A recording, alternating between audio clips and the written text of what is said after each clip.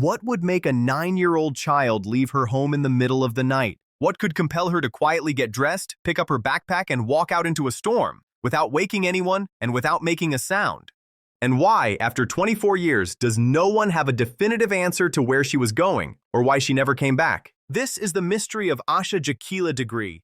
Before that night, nothing about Asha's life pointed toward danger, instability, or fear. There were no warning signs, no chaotic circumstances, no secrets that investigators could uncover later to explain her disappearance. She was not the profile of a runaway. She wasn't troubled, abused, or neglected. But the decisions she made in the early hours of February 14, 2000, remain some of the most perplexing choices ever documented in a missing child case. Asha was born on August 5, 1990, to Harold and Aquila Degree in Shelby, North Carolina. Her family was close-knit, structured, and deeply grounded in church. Sundays were reserved for worship, homework, and family time. Her parents emphasized discipline, consistency, and community. By anyone's account, teachers, neighbors, relatives, the Degree household was stable and nurturing. Asha was shy and cautious by nature. She followed rules, did well in school, and stayed close to family. At 9, she was already a dedicated student and a passionate basketball player, playing point guard for her elementary school team. Her teammates described her as small but competitive, quick to cry after a loss, but just as quick to recover. What makes this case even stranger is the era in which it occurred. This was the year 2000. The Degrees didn't own a computer. They didn't have internet access. There were no chat rooms or online strangers. There were no digital footprints to trace and no electronic conversations to reconstruct. Every possibility investigators typically rely on for modern childhood disappearances was instantly off the table. On Sunday, February 13th, the day before she vanished, Asha had a basketball game. Her team lost and she fouled out in the final minutes. She cried afterward, embarrassed and frustrated, but coaches later described it as ordinary disappointment, nothing unusual for a child who took the sport seriously. Afterward, she went home, ate dinner, and spent the evening doing homework and talking to her family. There were no arguments, no threats, no visitors, and no disruptions. As night fell, a powerful storm moved through Shelby. Heavy rain, strong winds, and dropping temperatures made travel difficult even for adults. Asha and her brother went to bed around 8 p.m. in the room they shared. Their parents checked on them later that evening. Both were asleep. But sometime after midnight, something changed. Around 2:30 a.m., Asha's brother heard the faint rustling of bed covers. He opened his eyes long enough to see her awake and sitting up. He didn't speak to her and assumed nothing was wrong. He closed his eyes and went back to sleep. That moment would later become one of the last confirmed interactions with Asha inside the home. Investigators would determine that between 2:30 a.m. and 4 a.m., Asha quietly gathered her backpack, got dressed, and walked out the front door of her family's home, into the storm, into the dark, without telling anyone where she was going. There was no forced entry, no signs of abduction, no footprints tracked in, and no indication that anyone came inside to take her. She left on her own, and the question that has haunted investigators, her family, and an entire community for more than 2 decades is simple. Why?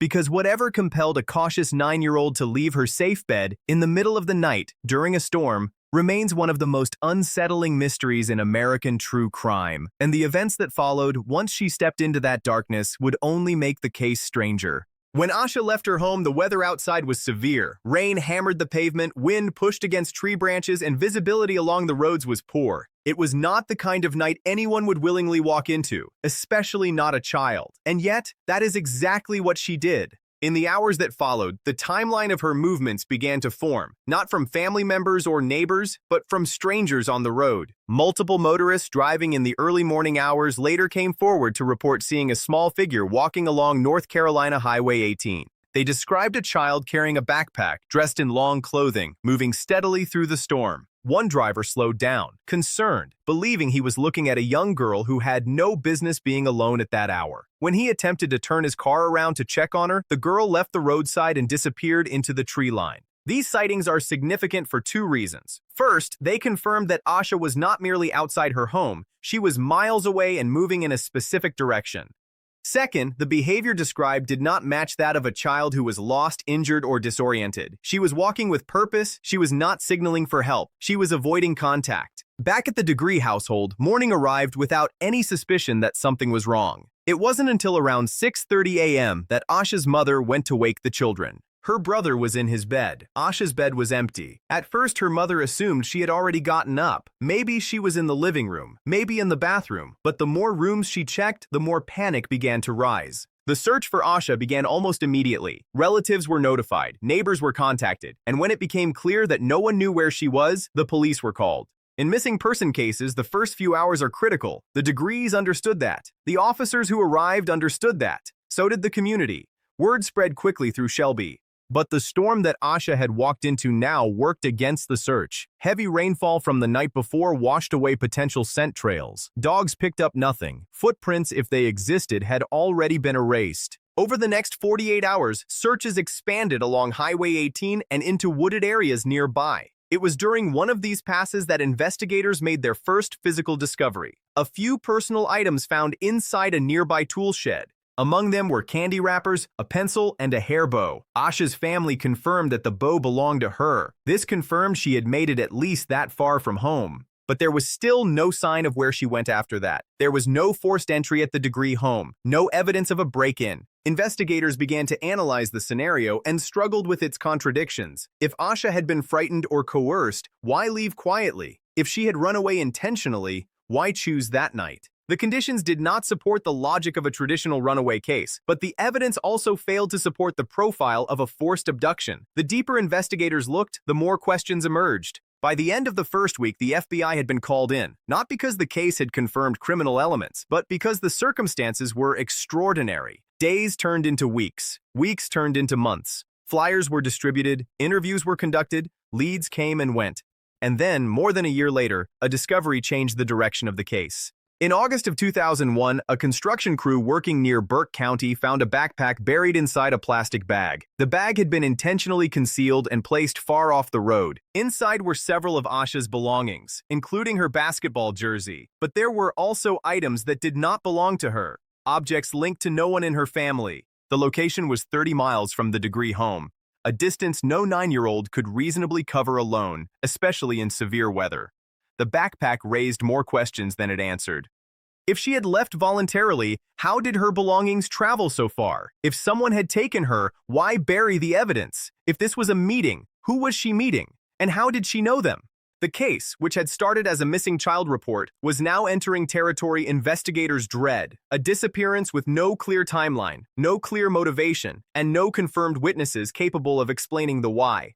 And yet, despite the confusion, one detail became unmistakable. The story of what happened to Asha Degree did not end the moment she left her home. Something happened after, something that kept her from ever returning. As investigators tried to make sense of how a 9-year-old managed to leave her home during a storm, travel miles from her neighborhood, avoid contact with multiple motorists, and then vanish, several theories began to form. None of them answered every question, but each of them attempted to explain at least part of the puzzle. One theory suggested that Asha left voluntarily, perhaps upset, frustrated, or determined to prove something after the basketball game the night before. But voluntary runaways at age 9 are extremely rare. Most children that age lack the planning, emotional reasoning, and environmental knowledge to carry out such a decision. And if Asha had been attempting to run away, no evidence has explained why she chose the middle of a storm at 3 in the morning without a coat, money, or shoes suitable for long-distance walking. It was a theory built on a possibility, but not supported by logic. Another theory pointed to the idea of grooming,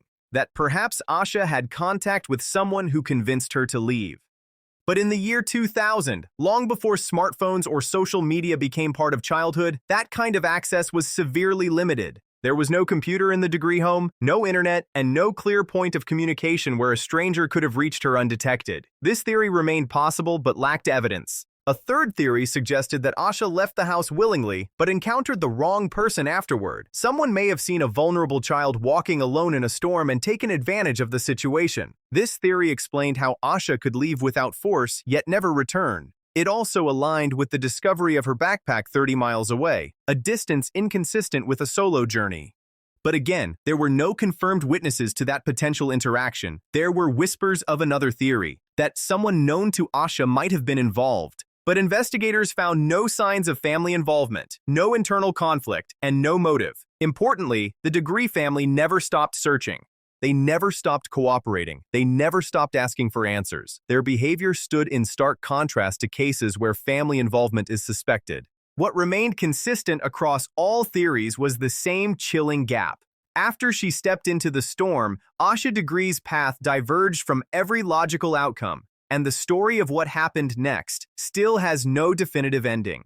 Over the years, the case did not disappear from public view. In 2015, the Cleveland County Sheriff's Office announced that 2 individuals had reported seeing a girl fitting Asha's description on the morning she vanished. Then in 2020, the FBI announced a new development. A 1973-1975 model dark-colored Lincoln Continental Mark IV and a mid-1970s Ford Thunderbird were identified as vehicles of interest. Investigators asked the public for information about the drivers or owners of these cars around the time of the disappearance. This was the most concrete lead to surface in years. Despite the time that has passed, Asha's case has never been closed. It sits in the rare category of missing child investigations that remain active after more than 2 decades. Each year, on the anniversary of her disappearance, Asha's family organizes a walk from their home to a billboard featuring her missing poster. They call it the Walk for Asha. Her mother once said, "Asha is not a statistic. She's our daughter. Somebody knows something." There is no definitive resolution, no final answer, and no confirmed theory that explains why Asha left or where she went. The case remains open. The mystery remains intact.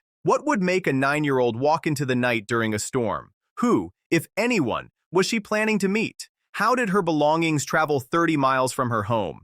If you have information regarding the disappearance of Asha Jakila Degree, please contact the Cleveland County Sheriff's Office, the FBI, or your local law enforcement agency. And for those watching, what do you believe happened? Share your thoughts in the comments below. Public attention has kept this case alive for 24 years.